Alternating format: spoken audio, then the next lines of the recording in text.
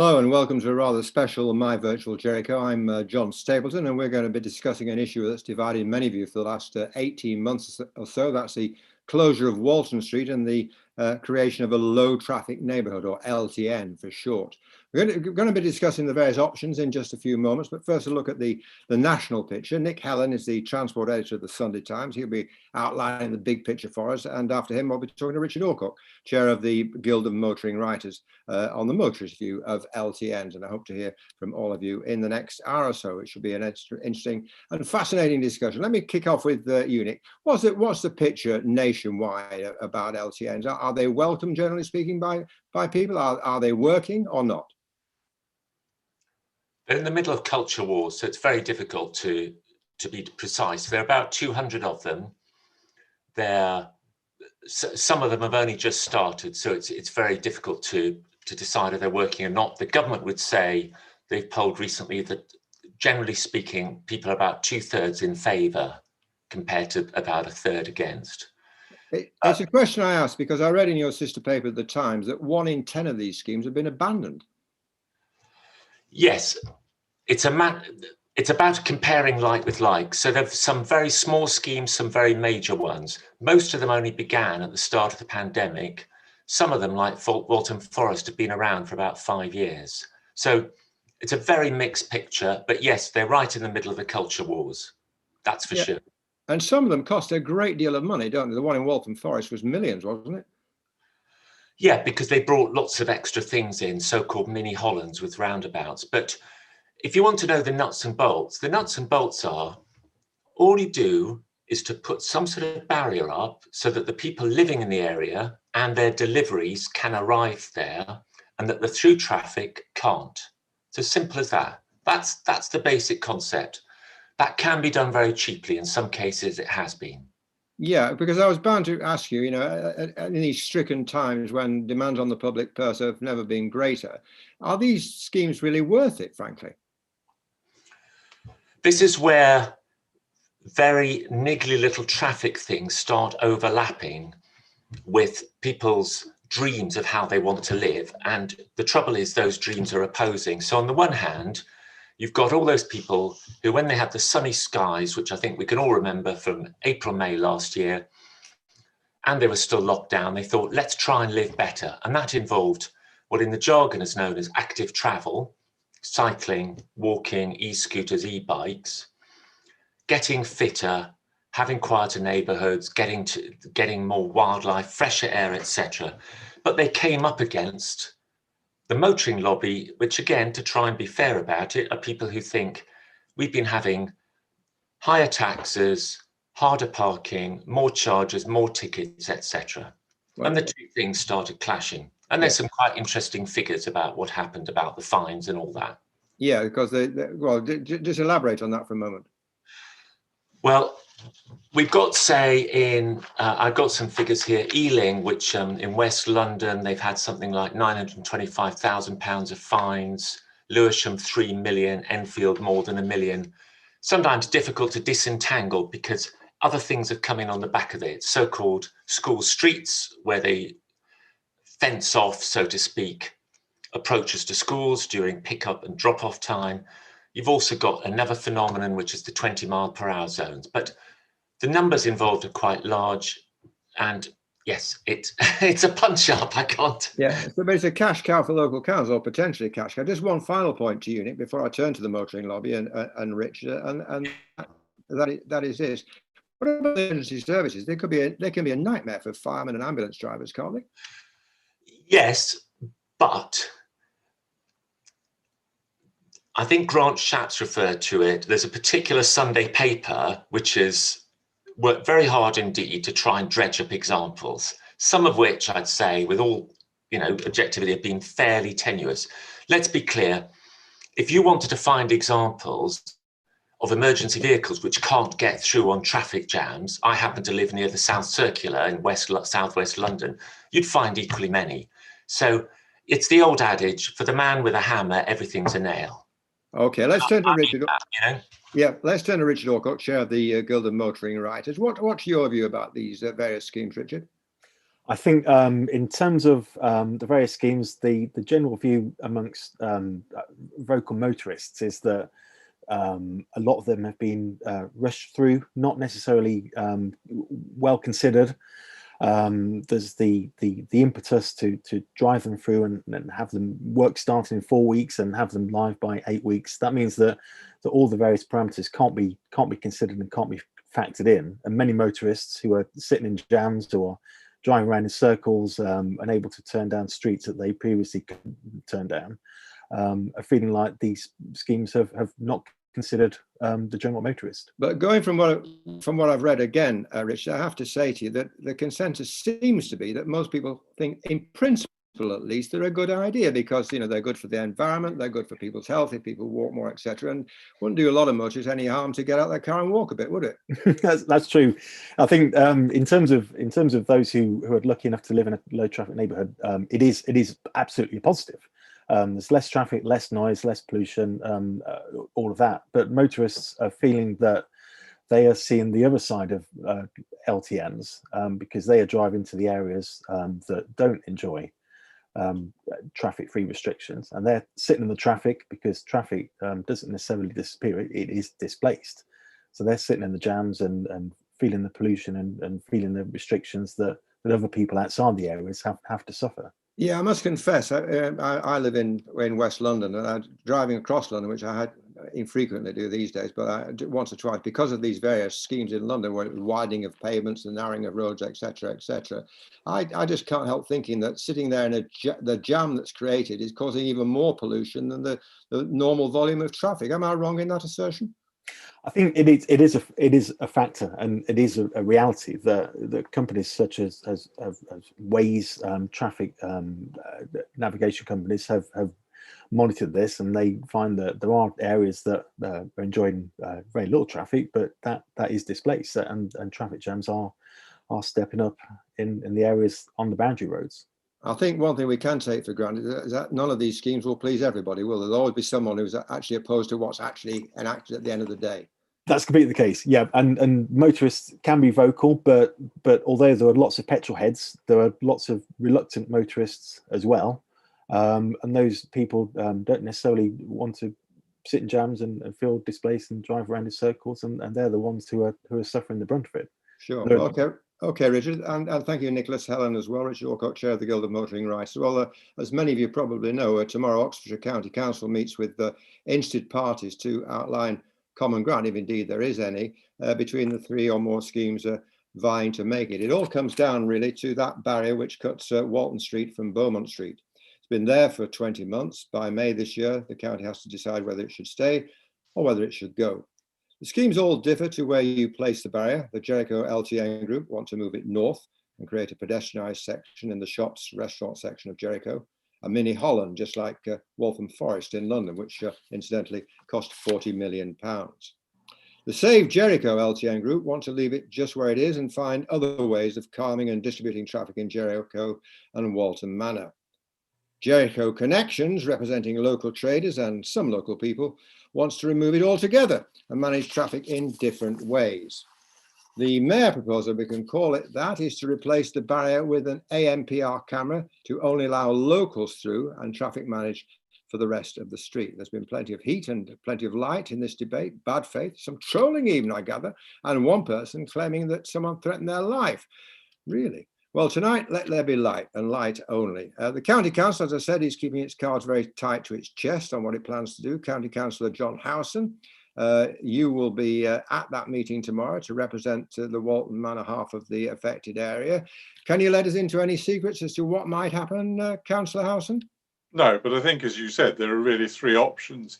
You either go back to the status quo ante before the barrier was placed there, you keep it as it is at present, or you find some other solution to stopping through traffic. And I started the ball rolling on all of this during my re-election campaign in 2017. The residents of the through route in my ward were very keen to see it no longer a through route between the Woodstock Road and Worcester Street. I think that's probably because in 2015 there was a big fire at the Randolph Hotel, and that closed Beaumont Street.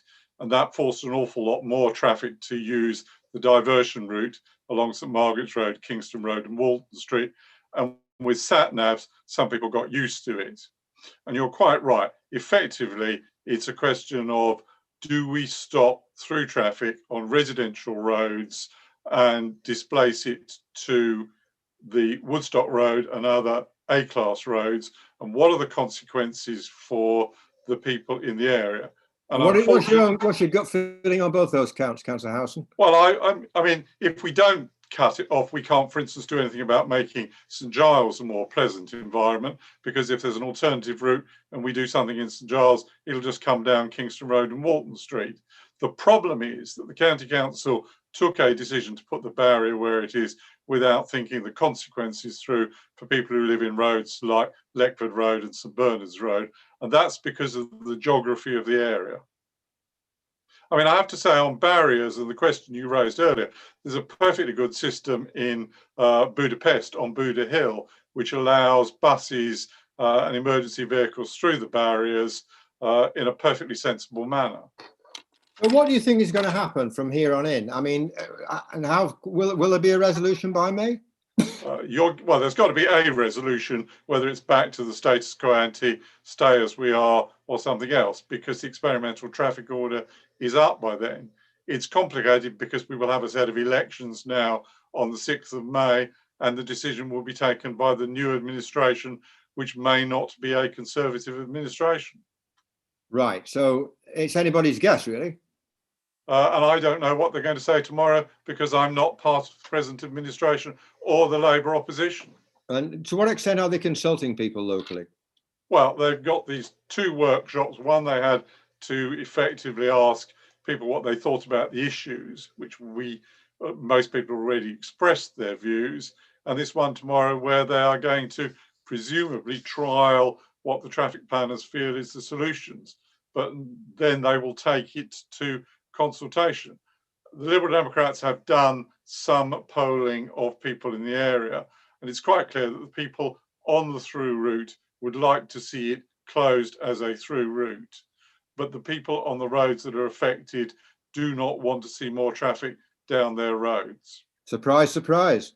But also there is a very, very strong opinion to get a bus service back, for instance, from the railway station through Walton Street, Kingston Road, and then onto the JR Hospital. And there's about 68% of the respondents were in favour of that. Have you been surprised, as I was, by the revelation that this has led to people trolling each other, and in one case someone saying, "I wish you were dead," to someone else?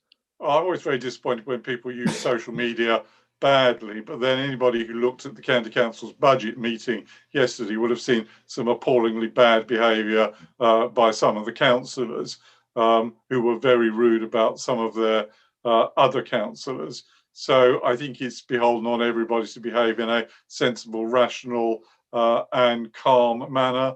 But sadly, people lose their tempers on contentious issues. Let me put this final point to you, if I may. I put to at least one of my other contributors earlier, and that's about the cost of all this. I think there's about £50,000 been allocated for this particular scheme, or thereabouts. Is that going to be enough? And can we, in these stricken times, afford this kind of scheme? Well, I think if you want to have an objective of keeping traffic to the main roads, then you have to do some investment to achieve that from the present pattern. The barrier we've got at present, which is unsightly and poorly managed, didn't cost very much. I think it can be done fairly quickly and fairly cheaply, but I'm not in charge of the budget. Okay, Councillor Howson, thanks very much, Dee, for your contribution. Well, we've asked all the groups to come and present their cases. All bar one are refused. They get the empty chair, of course, but unfortunately have put their case in previous My Jericho sessions. So we'll let that stand. First up, the LTN Jericho group.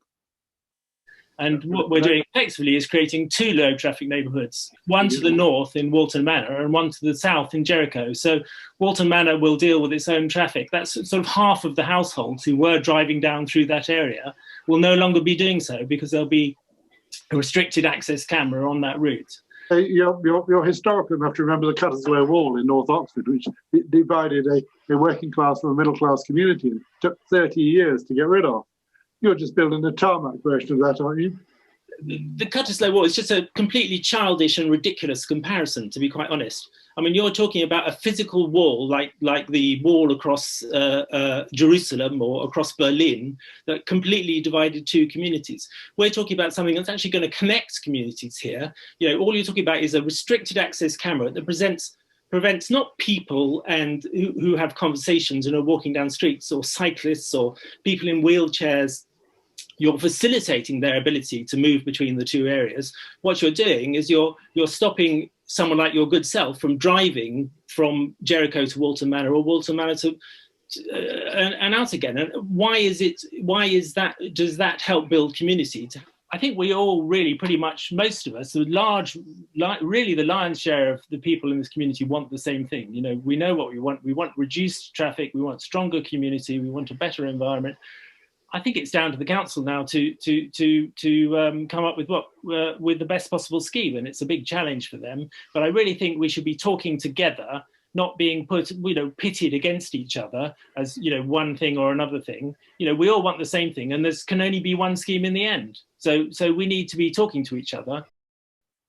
Well, the traders along Walton Street, or at least some of them, are not fond of that idea. Here's James Walton from Carboy Mod with his view.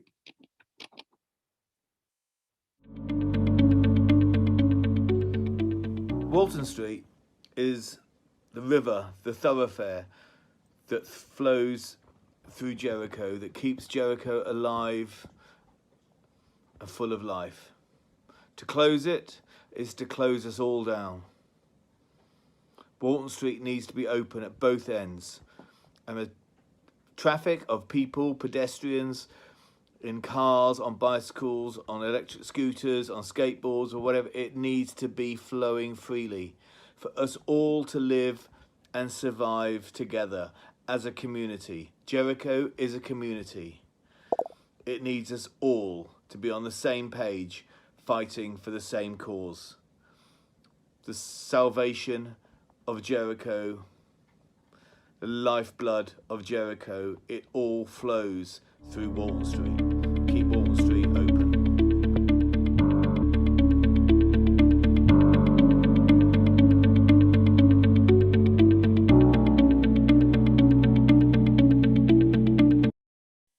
Next, the most vocal group, Jericho Connections, who claim to represent a majority of Jericho residents. Another empty chair for them, and another visit to the My Jericho archive for their case.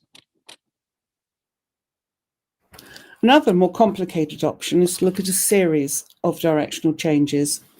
Walton Street would be one way north to south between the traffic lights at Worcester College and Little Clarendon Street. The direction of Little Clarendon Street would be reversed, and there would be no right turn into Little Clarendon Street from Walton Street. The direction of St Bernard's Road would also be reversed.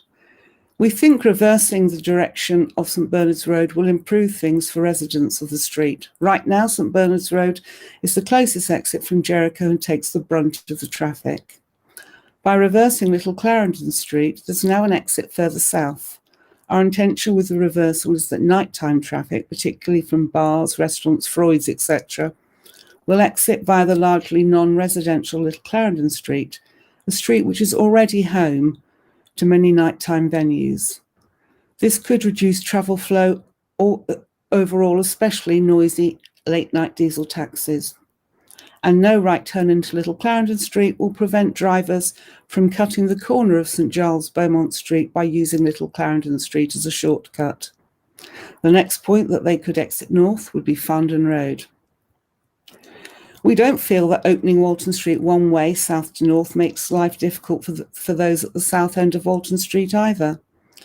When considering our proposal, we took the approach, one that St Bernard's Road residents have taken, that there has to be a fair share of traffic, distribution of traffic. Much of the stationary and polluting traffic that South Walton Street experienced was heading south and trying to exit onto Beaumont Street. With our plan, this won't happen, as only traffic will be heading north. We hope that this would reduce the traffic by 50%, and if we can eliminate rat running more than that, great. We also hope that the reopening of the junction at Beaumont Street would allow everyone to see less overall traffic. Next. We are proposing pick a mix of traffic calming elements. Some are similar to those in the Jericho low traffic neighbourhood plan and also in your own plan, John, although they're different in location.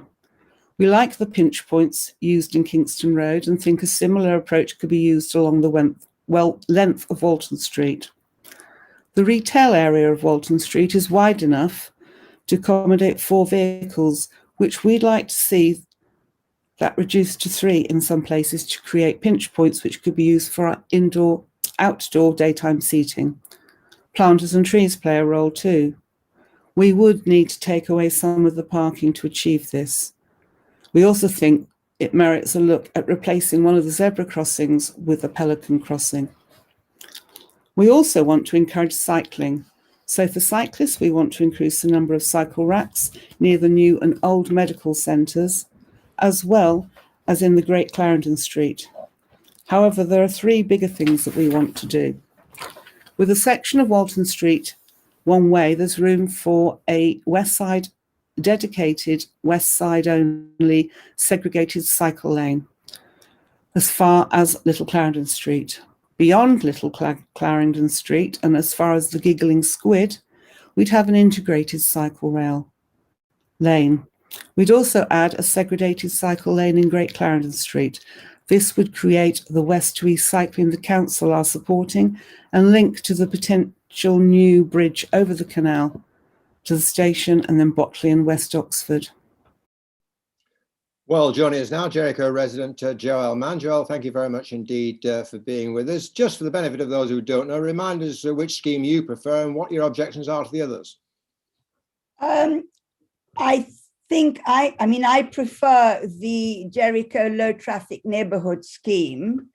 I'm not speaking on their behalf. I'm speaking for myself as a resident of the centre of Jericho.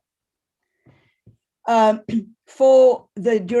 since the south of Walton Street has been closed, the difference in the quality of life of the residents of Jericho, for many people I speak to, has improved enormously. I used to suffer from asthma. I cycle and walk everywhere. I gave up having a car and I use co-wheel cars when I need one. And I haven't had asthma for 1.5 years.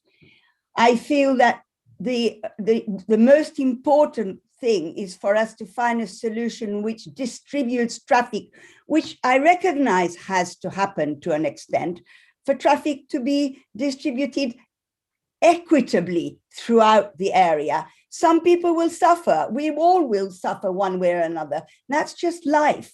We have to do something about traffic and fumes and pollution. Yeah, I'm delighted to hear your asthma is not as bad as it was. That's great news. But I mean, as you yourself recognise, other people will suffer if that scheme goes ahead. I mean, if you were one of them, you'd feel equally opposed to your notion as some other people, would you not?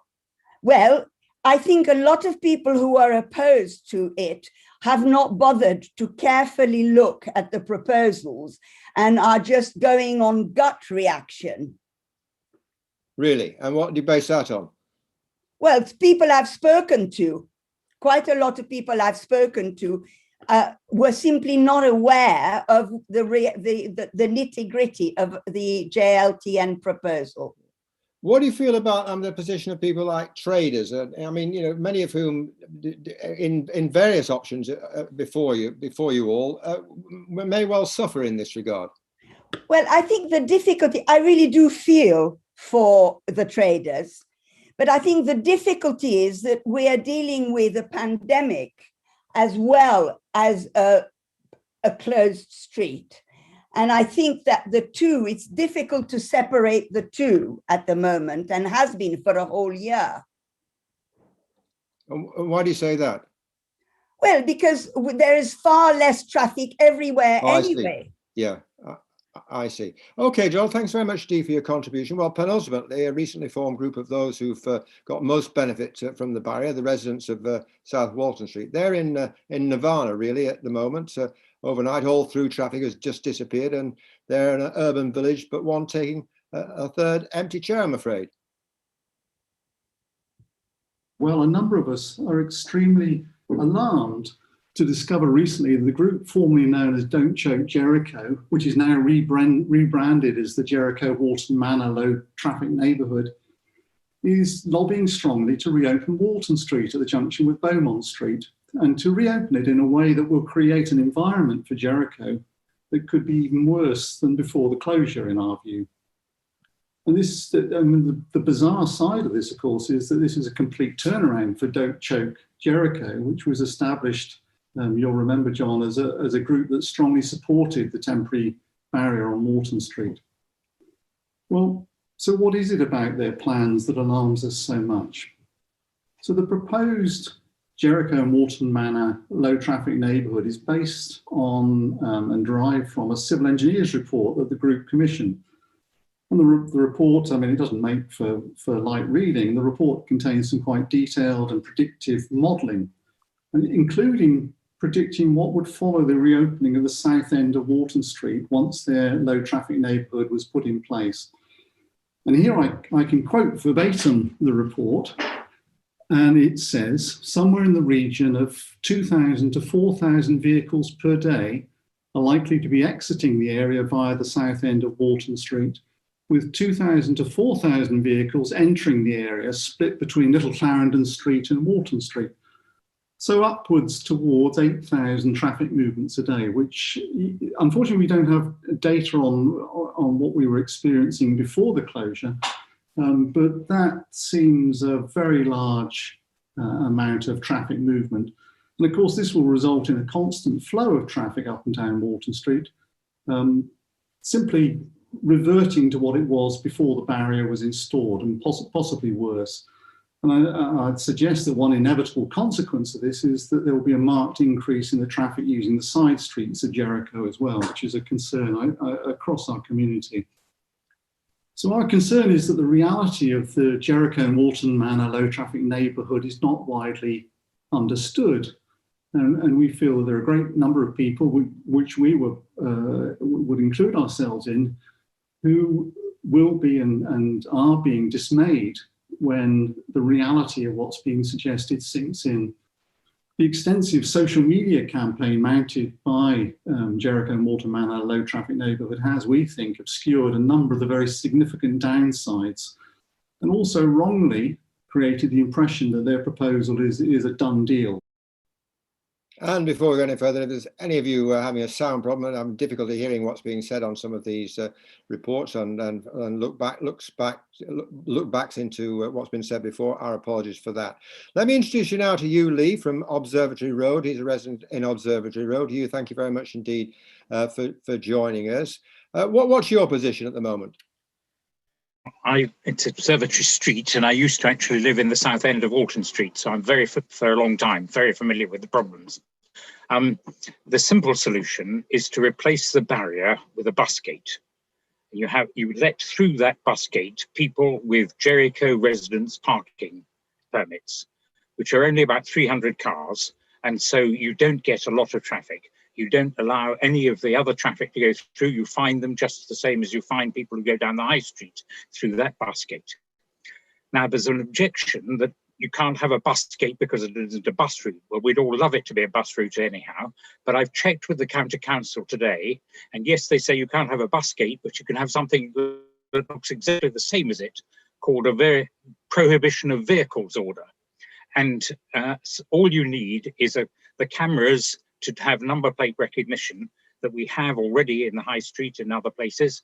It's just the same as you have people going into the congestion zone in the middle of London and lots of other places. We'd very quickly stop anybody who wasn't a resident trying to go that way would get fined, as they do at the moment, by driving down the high street. So they would very quickly stop doing that. People coming to the traders, to the shops and so on, can use different routes into Jericho, and there's no need for any other expenditure, no need for any other changes or moderations, or no right turns and all the rest of it, or new one-way streets. Just this simple one bus gate at the end of Walton Street, so that only Jericho residents can go through it. Well, let me just pick you up on that point about the traders, because you say they could take different routes to their shops and restaurants, etc., etc. But that would quite likely put a lot of people off, wouldn't it, if they can't park right outside where they're going? Well, at the moment, most people get to the traders by the current routes that they have. It wouldn't prevent the deliveries to these traders, which is one of their major problems at the moment, because those people would be able to would get a permit to get through the bus gate, and that's one of our major issues at the moment. That people come down Observatory Street are some of the large delivery vehicles. Our own wing mirror was knocked off during last summer by these vehicles that just shouldn't be coming down there and weren't coming down there when the barrier wasn't there. But do you not have some sympathy with these delivery people who might also be affected by the proposal you suggest? I mean, these guys and women, I suppose, in some cases, but mainly men, work on very tight schedules. They get fined if they don't deliver their parcels on time. If they've got to park, 2-3 streets away, they're going to be in big trouble with their employer, aren't they? I'm thoroughly in favour of them delivering, doing what they were doing. It's only because the barrier in Walton Street is there that they're coming on having to use alternative routes. They should be allowed through the barrier because they're regular delivery vehicles, most of them, so that it would be easy to give them a permit for them to be able to get through the bus gate. Okay, Hugh, thanks very much, Dee, for your contribution. Well, the final scheme is something similar to what you've suggested, actually. It's a compromise one proposed by John Mayer, who's the producer of this programme, and put very simply, it would replace the barrier with an automatic number plate recognition camera. That would only allow traffic through all the way to Walton Manor. That traffic will be heavily managed to moderate speeds and to allow cafe culture to grow in the mid-section of Walton Street. Elaborate on this, if you would, for us, John. Yes, John, as you know, I'm a natural compromiser. What I do object to is this imposition of a pedestrian precinct right in the middle of Walton Street, which I think is going to be very unfortunate. It will be separate the two communities, separate Jericho from Walton Manor. It'll result in lots of traffic being deflected. We've lived with the barrier. Let's use that barrier. Let us turn it into an AMPR camera, and let us decide which traffic comes into Jericho and control it. And then along Walton Street, traffic management, wider pavements, bumps, the whole lot. But there's no reason why we should have this imposition of what I call a Cutterslow wall. There's this tarmac Cutterslow wall in the middle of Walton Street, which is going to cut one community from the other. And it's but a previous contributor ridiculed you for saying it was a Cutterslow wall. He said that's a wild exaggeration. Well, that previous contributor is the person who wants to build a Cutterslow wall, so I'm not surprised. Your so-called consolation, though, not consolation, your compromise, I should say, sorry, is going to bust the budget, isn't it? And those cameras cost about 80,000 quid. You've only got 50,000 pounds to spend. We'll have to extend the budget a bit or find another way of doing it. But the pedestrian precinct is going to cost 670,000 pounds. The budget nowhere stretches to that. The budget's 52,000, maybe bits here and there. But traffic management, what it's all about, it's not actually about creating a false village in the middle of Walton Street. Yeah, there's a bit of NIMBYism involved in all these arguments, isn't there? There is, and the NIMBYism is that the middle class residents of Walton Manor don't want the oiks who drive through Jericho to come up their way. Let's be brutal about it. That is why it's a Cutterslow wall. It's us and them. Well, I'll let you answer the letters on that one, John. I'm just the impartial chairman in the middle. Thank you very much indeed. Well, waiting very patiently in the wings, we've had Councillor Liz Wade from Oxford City Council. Councillor Wade, good day to you. Thanks for joining. What do you make of what you've heard so far? Well, I'm very glad to hear that John is a natural compromiser. That had escaped me up till now, but yeah, a compromiser. And I heard a lot up until now, and actually what comes over to me is that people are not as far apart as it would seem. I think a compromise can be reached here. I think the difficulty that we've got is that we started accidentally 20 months ago, and that's given a lot of people time to get entrenched in their own views, which is a small area. We're effectively a village. Did you ever imagine that it would these proposals and this notion would create such fervour? People trolling each other, and in one case, somebody wishing someone else dead. I mean, it's a bit over the top, isn't it? Well, I tell you something. What I've seen over the last year actually is a growing it's almost a growing frenzy, angst, whatever. And I think it's COVID and it's partly Brexit. There's a lot of unhappiness, and that comes out in pretty unattractive emails, which I get because I'm a councillor, and tweets and so on. There's a lot of stuff happening which isn't very nice. Yeah, well, that's down to Western people. Yes, social media. Well, I mean, you've got your ear to the ground. You must talk to your constituents. You must talk to the traders. You must talk to the local residents. Yep. What's your own gut feeling about what would be the fairest notion of all? Well, I have to put my cards on the table, and I'm a member of the Jericho LTN, and have been for some months. And I think it's a good way forward. It's an expensive way forward. That's the problem. And if we've only got 52,500, that's enough for a couple of signposts, frankly. Yeah, well, just remind us what that involves, your scheme. Sorry? Just remind us what that scheme involves, the people who've not as au fait with it as, well, me and several other people watching. Well, to put it very simply, the Jericho LTN scheme is designed by the same expert who designed Waltham Forest, which is it's the flagship for all these LTNs. You've probably seen it in East London. It's tremendous and it works, but it costs millions and millions of pounds. Yeah. As far as Walton Street's concerned, we would open up the barrier at the end of Walton Street, but we would close off that section where all the shops and the pubs and so on are, from the Jericho Health Centre through to Jackson Street. That would be closed off except for vehicles which needed to get through, bicycles and so on, you can imagine. And it would become a cafe area. It would be 10 years ahead of its time. And I think we've got to think of the meta-narrative here. In 10 years' time, nobody's going to be driving cars into the middle of Oxford. It's not going to be happening anymore. And everybody's going to have more leisure.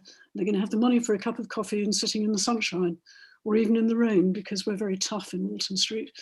I think it's the future we're looking at, and I'm very much behind it. I think it's a positive and exciting step forward, and it saddens me that there are people who don't want to try it out. But I have to put to you, Councillor Wade, what I put to someone else a little bit earlier on. We live in stricken times. We've got a furlough scheme that's costing the government £125 million a day. More announcements today about bailouts for these poor people living in tinderbox tower blocks. You know, with huge fire issues and desperate times for them. I mean, you can't really, as a local authority, expect to spend £40-odd million on a scheme like this at a time like this, can you? I don't think we've got the 40 million. I agree with you. We haven't got 40 million. We haven't got 4 million, but we could get started. We can get started in a small way. We can open up the end of Walton Street, and we can put in chicanes so that it's very difficult for any but emergency vehicles to get through that particular section that we want to make into a different kind of area. Some are exciting and good to live in. So what's your message to the county councils who are meeting tomorrow, and with whom presumably you will have some form of consultation at some stage? Well, I'm a Liberal Democrat councillor, the same as my colleague John Howson. If the composition of the county council changes, things may very well be different from the way they are now. At the moment, it's a Tory county council supported by a Labour city council, and that's why we're in some of the difficulties that we're in. You probably don't want to hear about local politics. Well, no, I'm sure your constituents do, and your neighbours do too. But anyway, that's an interesting thought. Thank you very much, Dee, for your contribution. Finally, does it have to be war? The residents of Divinity Road in East Oxford are well advanced in creating their own LTN, and Nick Welsh is here to tell us all about that. Nick, good day to you. Thanks very much indeed for being with us. Fill me in. Paint a picture of what's happening there. Mute. Nick, I need to turn off your mute. You need to turn on your sound. Have we got Nick? My apologies. That's quite all right. You're back. You're with us now. Yeah. No worries. Tell us about your scheme. How what you've achieved and how it's been done. It's a very simple scheme. We put barriers at the top of Divinity Road at the junction with Warnford Lane. We block off Stone Street on the way down to Stone Street, joining in with Divinity. And it means that everybody gets in and out of our area from the Cowley Road. So it's a circulatory system. Everybody has free access, but it's only from the Cowley Road. And hand on heart, is everyone happy? Hand on heart, everybody, well, the majority want an LTN. Everybody recognises the scale of the traffic problems that we have, 6,000 vehicle movements in Divinity Road alone during the working days. You know, we got to do something about that. There are certainly, you know, sections in the community that feel the barriers should be elsewhere. Yeah, and there's a very small section that think LTN isn't really that necessary because they're not that affected by it. So, you know, I think the whole thing about enemies and opponents in civil war is that, you know, like in politics, you don't make your opponents an enemy. You've got to have communication. You've got to recognise that, you know, not everybody's going to be happy. So you understand the compromises and you work on what is going to be the majority view about the most appropriate solution for the traffic needs. And have there been compromises in your scheme, in your system? Well, we're getting there, I think. We're going to have an active program of Zoom calls. So myself and colleagues are going to be having 9 Zoom calls of an hour each over the various roads or parts of roads in our neighbourhood. We're producing weekly newsletters. We're encouraging consultation and discussion. So through that way, we seriously hope to generate not just high level of consensus for an LTN, which I believe is there, and our survey taken last summer will confirm that, will support that view, but would also generate sufficient momentum behind a preferred proposal so that the county council can make a decision with some sense of comfort about the trial. It's been pointed out to me that Divinity Road doesn't have lots of feeder roads off it. It's just a through route. Yeah, well, it has one, Stone Street, which is why I referenced that, and there's 2 roads linking it with Southfield. So it's a very simple scheme. It's not like Jericho, you know. So the number of vested interests is very small. We don't have that many businesses. There's 1 cycle shop and 1 golf club, and so, you know, as schemes go, it's really simple and simple solutions. But nonetheless, you know, people are so used to their travel patterns, people are so used to the way in which they lead their daily lives, and so much of it's around the car, that the level of adjustment that's going to be required is very considerable. And do you think they're ready for that? I think most people are getting ready for it. Right. Certainly getting ready to give it a go, to give it a trial. As a final thought, to round off our discussion, what's your advice to the people that we're talking about, to the people of Jericho? What's the way forward, do you think? Oh my word! I think. And I know Jericho. My daughter used to live there. I think it's a lovely area, and I can well understand the controversy that's around the various schemes. I think it's the one that's going to attract the least opposition and have them. It's never going to be a perfect solution. So it's about the least opposition and the maximum willingness to give it a go, because it is a trial. Well, you've had your trial period, haven't you, of course? So it's about the least opposition. I don't think I could put it any more positively than that. Okay, Nick. Now, thank you very much indeed for your contribution too. Thank you to people who've taken part in this discussion. I hope you found it informative and helpful, and we wish you all the very best. I'm Stapleton saying good night to you. Next week, an evening of films starting at 4:30, I'm told, and going all the way to 6:30. Films from the 1950s to 2020, tune in at 5:30 on YouTube. More details at myjericho.co.uk. Thank you very much indeed for being with us.